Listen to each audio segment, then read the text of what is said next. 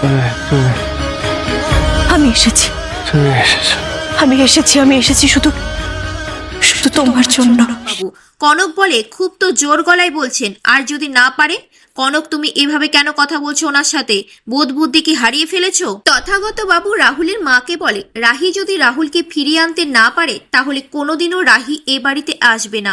আমি একদম সঠিক কথা বলছি রাজীব বাবু। আমি আমার মেয়েকে খুব ভালো করেই চিনি। আমি কিন্তু একদম ভেঙে পড়িনি, তার কারণ আমার রাহি ওখানে আছে। ওই মেয়েকে আমি চিনি। ডাক্তারবাবু বলে ওনার পা ফ্র্যাকচার হয়ে গেছে, আর এই মুহূর্তে যদি সার্জারি করা না যায় তাহলে কোনোদিনও আর উঠে দাঁড়াতে পারবে না। খুব তাড়াতাড়ি করলে ভালো হয়। এই কথা শুনে হতবাক হয়ে যায় রাহি। রাহি বলে, তুমি তো একজন টেনিস চ্যাম্পিয়ন, তোমাকে এভাবে শুয়ে থাকা মানায় না রাহুল। রাহি বলে, আমি ওকে কলকাতা নিয়ে গিয়ে চিকিৎসা করাবো। লোকজন বলে, তুমি কি করে নিয়ে যাবে? রাস্তা তো বন্ধ, রেড অ্যালার্ট জারি হয়েছে।